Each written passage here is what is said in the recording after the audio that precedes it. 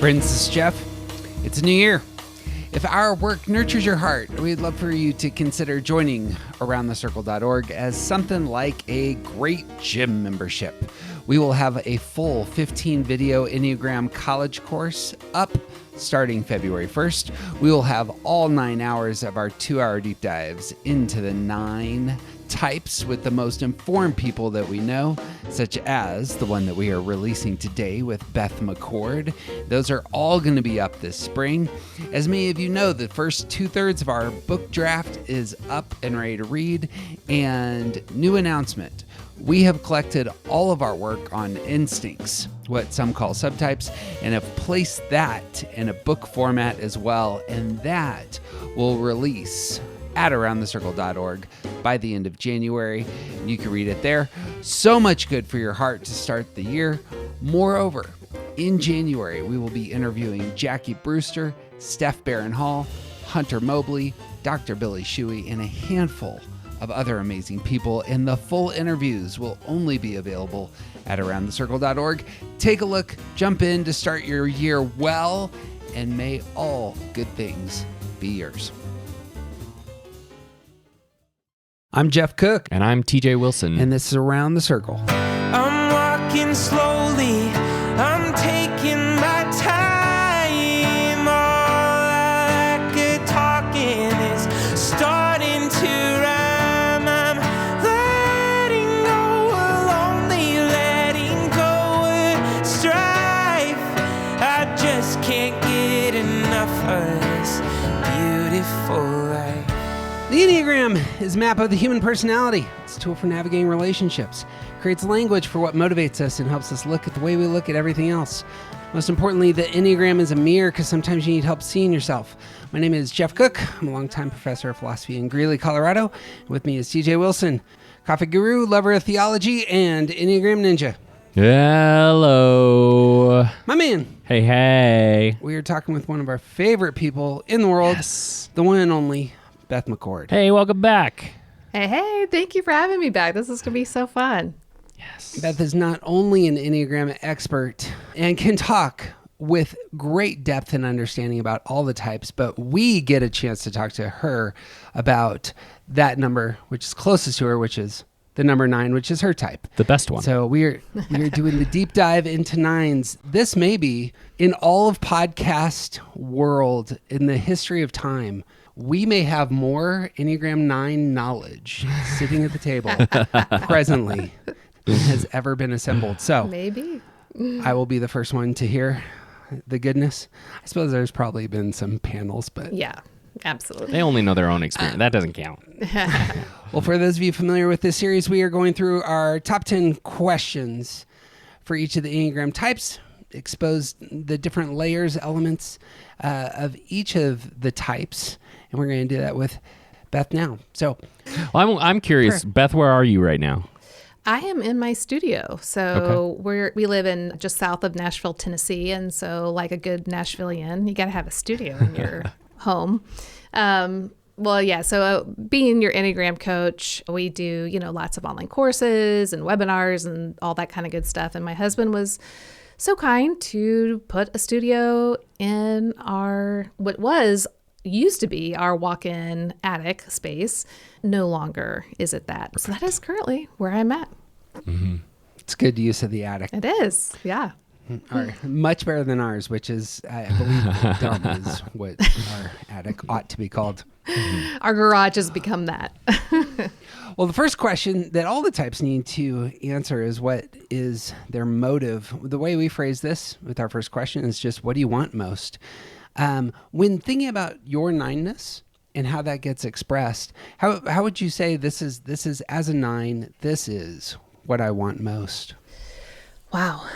I mean, I think the biggest thing for people to understand about a 9 is like anytime you ask a 9 a question, the first thing I feel is like a deer in headlights. Even though I have the questions that you're going to ask me today in front of me, once it's asked to me, I'm slightly panicked inside or a wide range of panic. So sometimes it's like, oh no, I got this, maybe, to I literally have no idea. And the reason why I say that is because the nines, it's like we have an internal fog, and that fog, the fog's density changes. So there are seasons or topics that I have no clue about myself. And then there's other seasons where maybe I've grown or I've learned about myself, I've done some self-awareness, and that fog has become more like a haze. But no matter what, we have anywhere from a haze to a deep fog. And the deeper and thicker the fog, the slower we kind of have to walk, which means like processing and understanding ourselves, which can really annoy some Enneagram types. I won't name any. And 3. Yeah, exactly. But what I do is, and this all gets to my point of what I want most. For us, in order for us to understand ourselves, we need space and time to walk our own path of discovery and understanding. And depending on how thick and dense that fog is, will determine how long and how hard that is going to take. And depending on the internal or external pressure put upon us to answer that question, greatly impacts our ability to answer that question and the time it takes to answer that question. Because let's say that, the three of us were at my house and we step outside, and let's just pretend that there is, let's say, I live outside of Nashville, but let's say we live in downtown Nashville. Like we walk outside and there's some stores just down the block and we want to go to the pizza shop. Well, for the 8s, it's a clear day. It's bright and sunny. They can see exactly where they're going. No problem at all. They're going to get there in like the fastest time possible. Then you got other types, they're going to, take their time. But then us 9s, again, we have that fog, and it's going to take us however long it needs to take to get to that location. And so, but the great thing about fog is when you take the next step or when you're driving, you can see a little bit ahead of you, depending on, how much fog there is and how dense it is. You can see right around you. So you want to keep moving forward. And 9s, that's a huge encouragement to all of us to keep moving towards self-awareness. It can feel daunting. It can feel frustrating. Everyone's upset with us because we don't know what we want. We get upset with ourselves for not knowing what we want. But if we just take those steps forward with whatever pace that we can take, over time, we are actually going to get to that place that we need to be. And might I remind everyone, the tortoise beats the hare.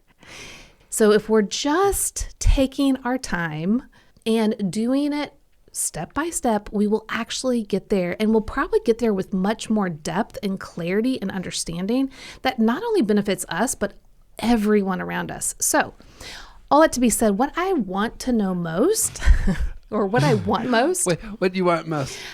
I want to know myself with clarity.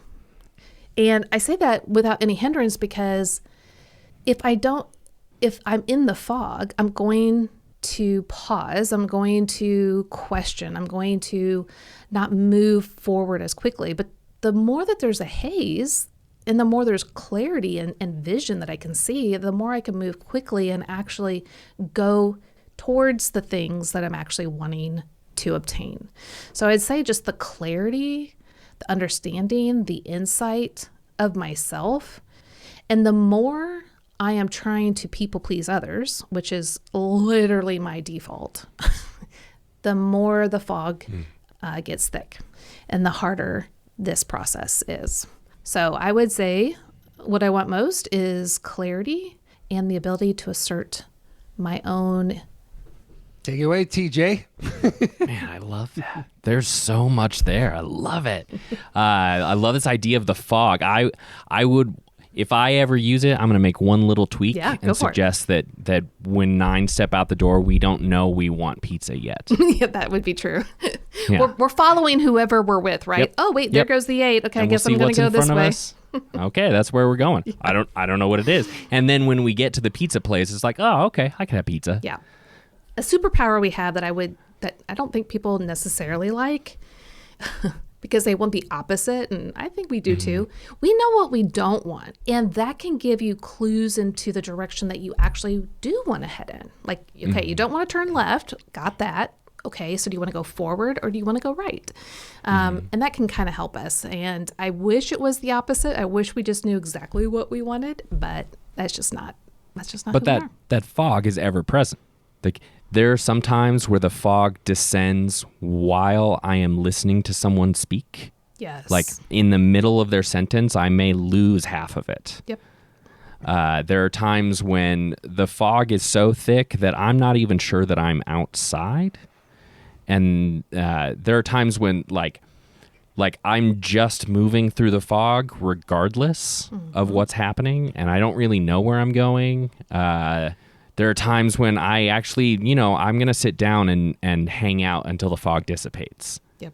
Like that idea. Yeah. And it is about, I don't think there's a need for a surety. I don't feel like is the right word for me, but I want to have clarity to make the quote unquote right decision, not necessarily correct, but whatever fits, the thing that fits for this moment. I want to be able to know that this is the right thing for this time. And when you say that, so I loved some of the things that you said, because for me, it's kind of like when we're driving in fog and we really can't see much ahead of us. If we at least have a car's red lights in front of us, we at least know we're kind of going in the direction, right? Yeah. And we got to be careful, how close you are to them. And that's kind of like, when we walk out of the door and we don't know which way we want to go or what we need to have happen. A lot of times we'll see someone move in a direction and we'll follow. Yeah. And that can be good or bad. It's not necessarily one or the other, but it gets in the more negative category when I'm doing it just out of ease versus taking the time to know my own path. It's like, do I really want to take the time to figure this out, or am I just going to follow someone? And usually I just follow someone. And during that situation, the fog doesn't ever get lighter because I am not trying to understand my true self, the path that I want to go down. Yeah. But I'm like, hey, that's okay, they're right here. Or I might put my hand on their shoulder and just kind of let them lead me along Look the around, way. see if you can see anything else on the way. Oh, that's cool. Yeah. And hey, look, there's a then statue. We're just walking along and maybe we'll get to that restaurant, and let's say it's a restaurant, a food choice. Like, I don't like oysters, me personally. And like, if we were to show up, that person that I was, following, and we showed up to an oyster bar, I'd be like, oh gosh, no, I don't want to be here. And then everyone's like, well, then why were you heading in this direction? It's like, I don't know. I was just following you. I'm just along for the ride. And so, and they're like, well, what do you want? And then I'm like, I don't know. Then we're stuck right back in that category. And so that's why I kind of go back to what I really want is clarity of myself.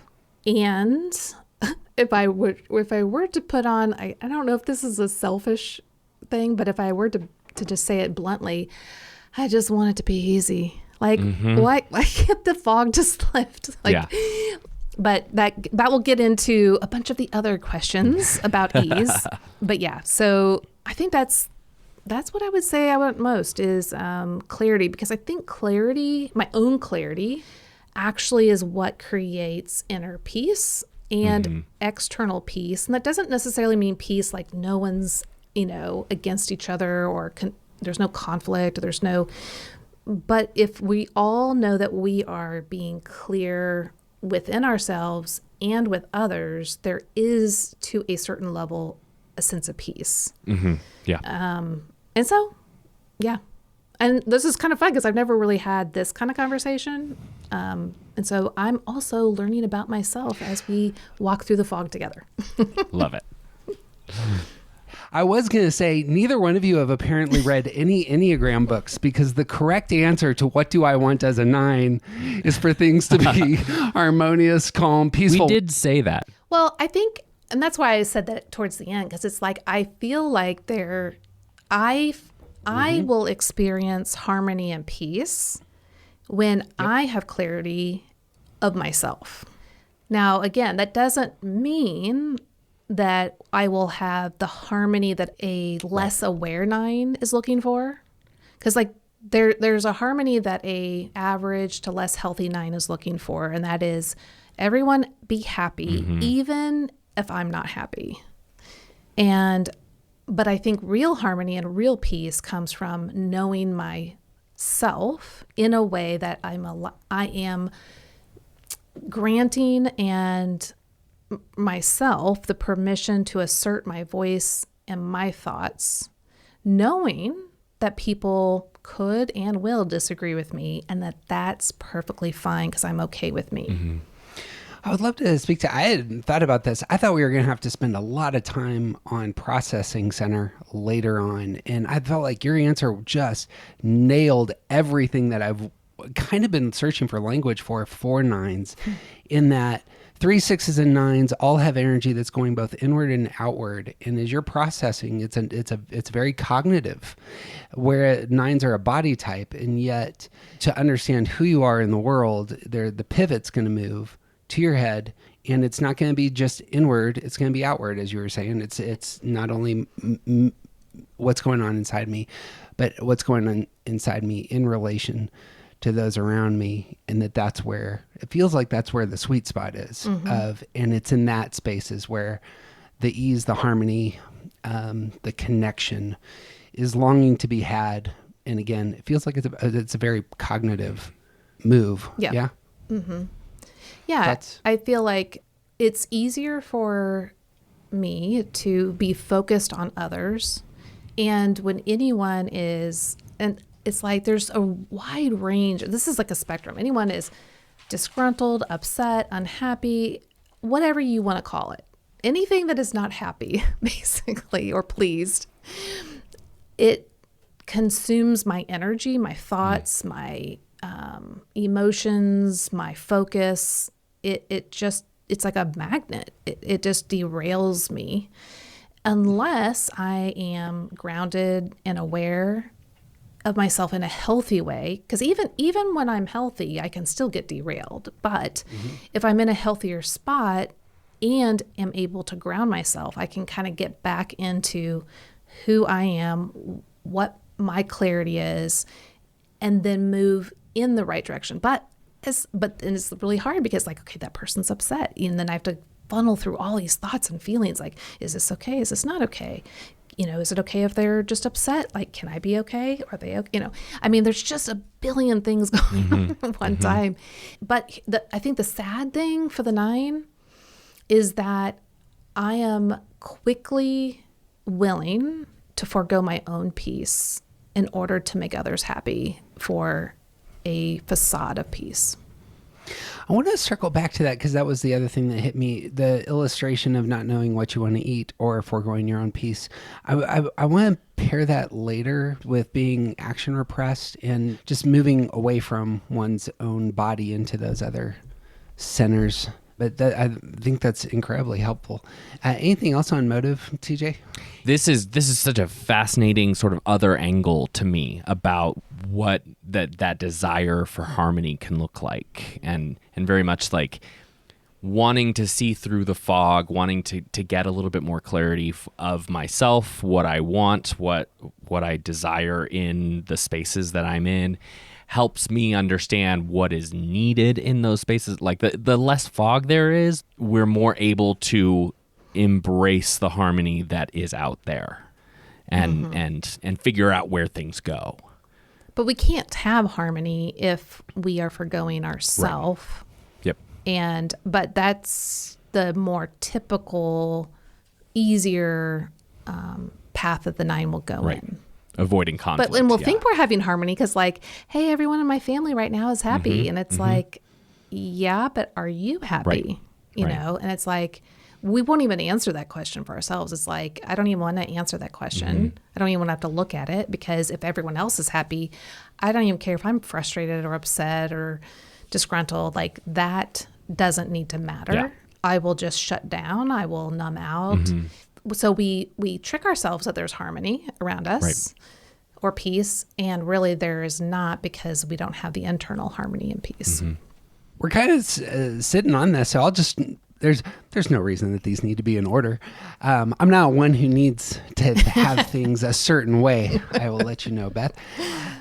What I'm hearing just as y'all are speaking is something like, I'm willing to, at cost to myself, go for some other goal. And the goal ends up being an emotional, cognitive one. It's not a physical one. Like, I will forego my appetite, my desire for pizza, in order to have some sort of, I assume, your mental life. You are foregoing comfort in one sphere. I would be curious if it's foregoing comfort in the more mental sphere. I would say yes, but I would say that it is a gut reaction first and foremost. So when things are broken, or so like when someone else is, like I said, any level of being upset or unhappy, my whole entire system is disrupted, and it's almost like an internal vibration of uncomfortableness. And depending on the level of their dissatisfaction, the level of intensity of that internal vibration that's uncomfortable. And how I describe it with, when I describe the gut center, the 8s, 9s, and 1s, the 8s are like a 2-liter Diet Coke with the lid off of it, and life and circumstances are Mentos being thrown in, and then they viscerally, react. But then it's over, it's done. Like, they express themselves or whatever. The 1s, on the other hand, are like a 2-liter Coke with the lid, half on, half off. It's just, it's not all the way tight, but it's, it's almost there. But life and circumstances are shaking it up. And so the anger of the 1 kind of comes out sideways. They're trying to repress it, but it still comes out. And it can be kind of this cold, nitpicky judgment. But us 9s, we've got our 2-liter Coke and we have that sucker tight. It's like, I am not letting whatever is internal to come out and disrupt anything. So we got it really, really solidly tight. But life and circumstances are just shaking us up. And I mean, the littlest shake to the greatest of shakes, right? And as we know, it doesn't matter. I mean, it does matter how much a Coke is being shooken up, but even a little bit, there's a lot of disruption going on, right? A lot of pressure internally. And so no matter what level of pressure is being built up, all I can think of is, please make it stop. And then I'm thinking of all the ways that I can make it stop, this body sensation that I'm absorbing the energy, the uncomfortable energy of others. And so all I want to do is either make other people happy as quick as possible, or take my 2-liter Coke and go somewhere else and put it on a shelf to let it calm down. The unfortunate thing is sometimes that lid does come off, and there are ramifications and consequences to that. So it's, 9s every once in a blue moon get really upset or rage or overly express themselves, and nobody really knows what to do with it because it's so infrequent. And then it just causes its own ripple effect. Now, in some ways, my body feels like, whew, okay, got that out of there. But I also can see externally the ramifications that has had, and therefore I internally become upset or distraught because of my own actions. And so my thought process goes into, I shouldn't have asserted myself, which basically means I shouldn't have erupted, shouldn't have expressed my anger in whatever form or fashion I did. I will double down and make sure that lid doesn't come off again. And therefore we go the same issues and problems, versus learning how to, when life and circumstances and people or whatever it is are shaking us up, how do we undo the lid, like all of us have done, where you undo it just a little, and then before it gets too crazy and overflowing, you close it and let it kind of calm down a little bit and open it a little and close it. That would be, for me as a type 9, learning how to understand my internal world, that I need to express myself, but I need to do it when it's happening, before it gets too big, so that I can have more emotional regulation in the space, so that I can assert my voice, assert my feelings to others, and ask or say what I need and have boundaries. But that is one of the hardest things I'm going to ever do on this planet. So, and I mean for 9s too. But that would be the goal, for us 9s to recognize it's not a either or. And I think that's how we've lived our lives. I either keep the lid tightly on, and either I'm going to run away, withdraw, or I'm going to eventually explode. And usually the explosion happens with our family. Now, my daughter said once, because I said, I feel like I'm Dr. Banner and I become the Hulk, and she's like, Mom, that may be true for you, but your Hulk is like a foot tall. But to me, it feels like it's like the real thing, like the real Hulk. And I mean, I was glad that what it felt like to me wasn't what others are experiencing, but it feels horrible. And I think that for us 9s to recognize there is a healthier way to express ourselves. All that to be said, I'm going back into, I know you were talking about the cognitive space, which there's a lot going on in the mind of the 9, because I'm processing things that are happening externally and internally, but a lot of it has to do with the uncomfortableness of the energy that I am absorbing or picking up from others. Yeah, and thinking about that and sort of meshing it with the idea of the fog, it is a felt sense of that fog. It's the energy comes into our bodies. It comes in, we often feel it before we have any idea that it's actually there. Absolutely. All of a sudden, it's like I'm shaking and I don't know why. Why did I just start sweating so badly? What happened? And it's because there is something tangible happening in this relationship, in this interaction. It could be good, it could be bad, it could we feel it in our bodies, but then we have to figure out what to do with it with our brains, with our minds, and the fog being there, that coming to a place where we understand what those feelings are and what to do with it.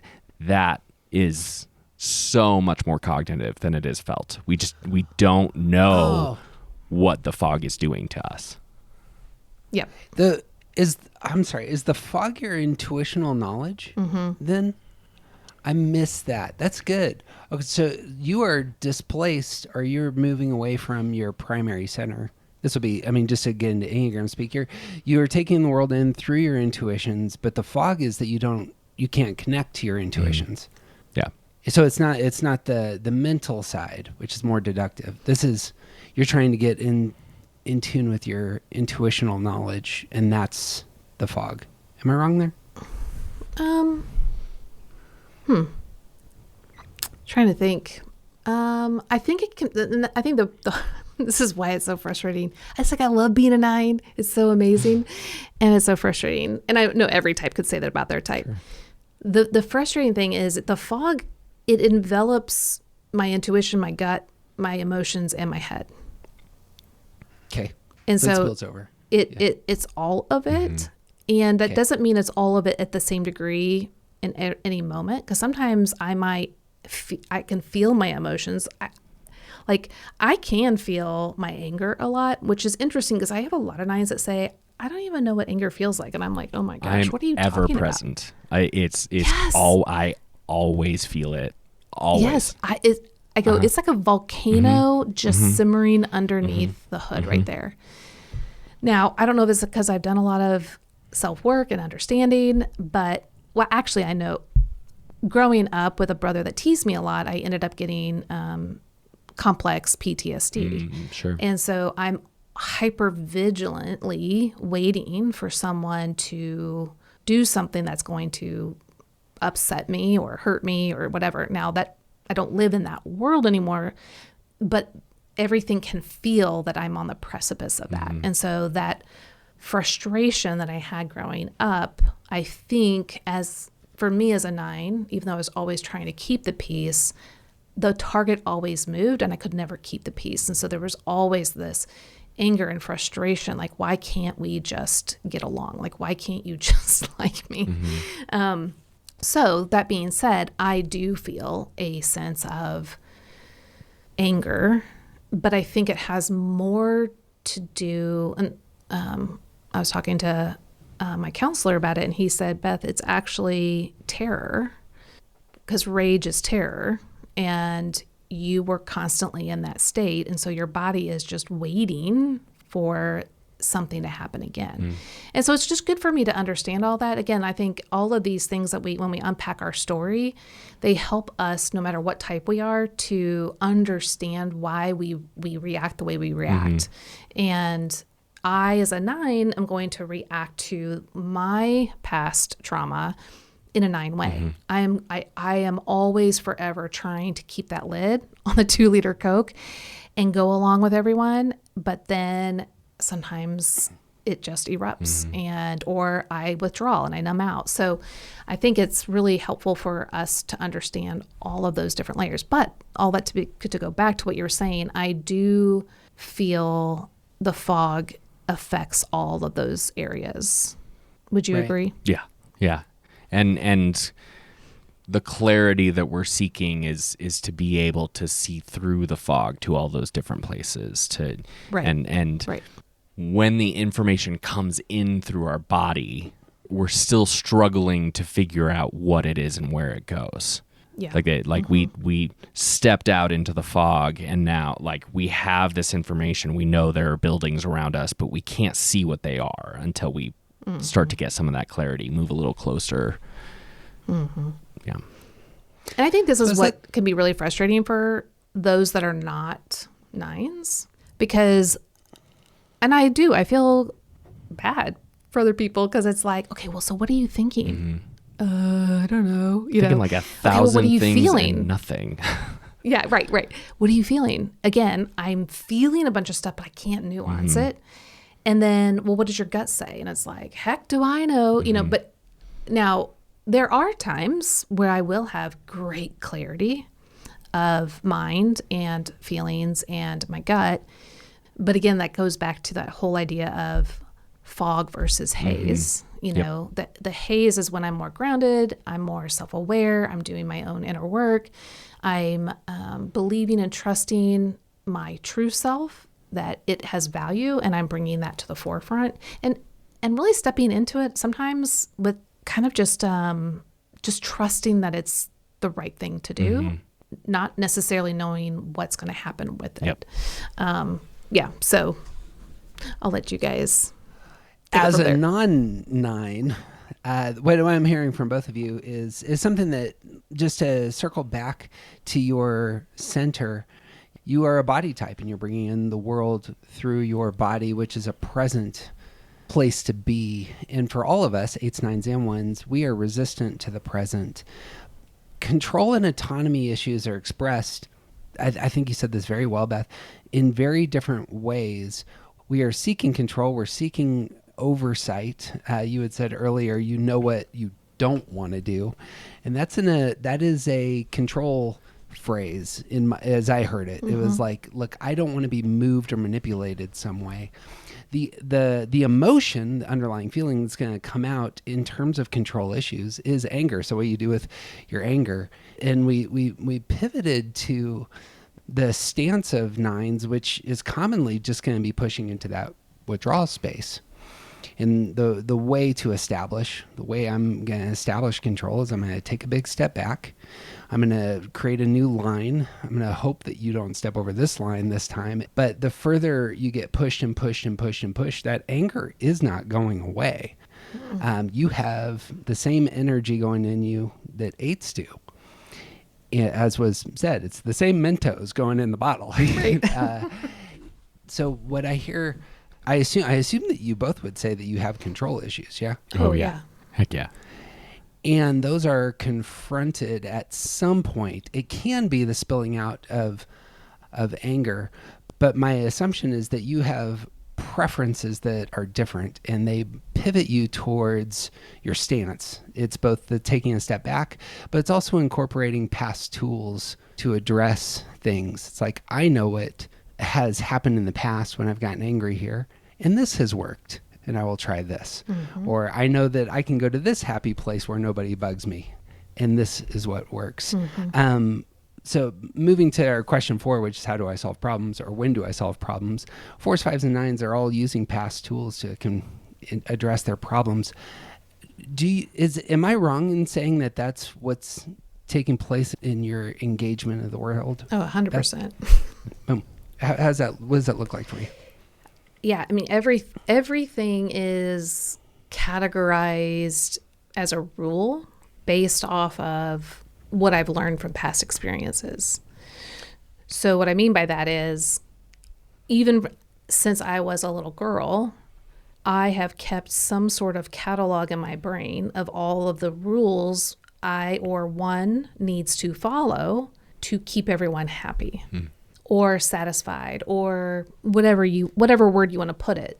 So if I were to hear my parents talk negative about another kid, here, I'll give you an example. So my mom, when we were at church, the pastor's wife, and we were in the balcony, and the pastor's wife, of course, and her family were in the front row and down below. And she always looked great, and her kids looked great. They had whatever cute dresses are. I mean, this is like back in the 80s, So we all looked so cute, or they all looked cute. And, in my mom's mind, we're just like your typical family or whatever. And so she would put down the pastor's wife, and because, she's got it all put together. So, she's kind of, in some sense, trying to not make herself feel so less than. But in my mind, I'm hearing that as, people actually will talk about you or put you down if you are too perfect, right, and you make other people uncomfortable. So I need to make sure I don't make other people uncomfortable. I need to figure out how to be like everyone else so that everyone else feels good. Yeah. And so that's just the reason why that was an example is because fast forward, guess what? I became a pastor's wife. Yeah. So then I'm like freaking out in the front row, thinking about all the people behind me that are probably talking bad about me, and how can I make everyone like me? Mm-hmm, mm-hmm. It's your mom. Your mom's back there. Right. Yeah. No, but this is what happens for the 9 is that we are listening to everyone's opinions, judgments, desires, wants. And it's like we have this catalog going in our mind of all of the ways that we need to live up to and make people happy in order to have this quote unquote right relationship, this peaceful relationship, this happy, whatever you want to call it. Yeah. And you can't ever win. Mm-hmm. But we think we can. We're going to keep trying.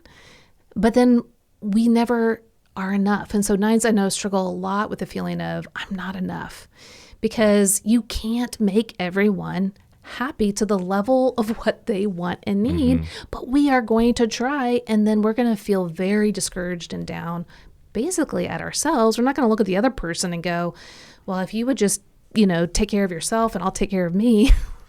No. Yeah, everything would be better then, right? Yeah, right. TJ, I really want to set you up with this, but I have not thought of 9s in rules. As a 1, I'm all about rules. But the thing that's going through my mind as you're talking is, here it is. There's justice. There's harmony. There's the way that things ought to be. And conceiving of the rules is something that are delivered from the past to bring order to my present experience. So that's fantastic. The other thing that I'm hearing is judgment is, for me, is the primary force coming at me that I resist from others. I'm hyper aware as a 1 of others' judgment, because it's about control and it's about their seeking to move me. And as you're speaking, I'm hearing something fairly similar going on there. And the rules, justice, judgment, all of that ends up being in the same soup, as it were. And it's really hard because there are things that other people will have judgments about, and I will do my best to appease those judgments. Mm-hmm. I might merge, I might change my ways, I might become something. And I can't really even sit here and tell you in this moment, like, well, who and why and what? Because there might be it might be the same person, different situation, or I'm not going to move at all. Like, I'm going to have no cares that they have that judgment. Like, I'm going to be stubborn, and I'm not going to move, and I am who I am. I mean, it's just like, we're kind of this really, I know we look kind of easy, but we are very complex people. And that's why I think, because we are so complex, that we just need to ignore ourselves and focus on others, thinking that will make life easy. All right, friends, we're going to pause here. Friends, you will know I never say anything like this, but the rest of the Beth McCord interview is incredible. It is taking its spot in the pantheon of the best material I have ever been privileged to sit in on about a single type. So especially if you are a 9 or a lover of a 9, the remaining 75 minutes is posting at aroundthecircle.org for members. The link is in the show notes, or again, just go to aroundthecircle.org. Again, think of membership like joining a gym for your soul. We have given you a large amount to start with, but if you are serious about gaining some knowledge about your inner life, we will be putting all our best content there. It will be books, it will be videos, it will be extended interviews, and rich resources at aroundthecircle.org. Take a look. Friends, Happy New Year. May all good things be yours.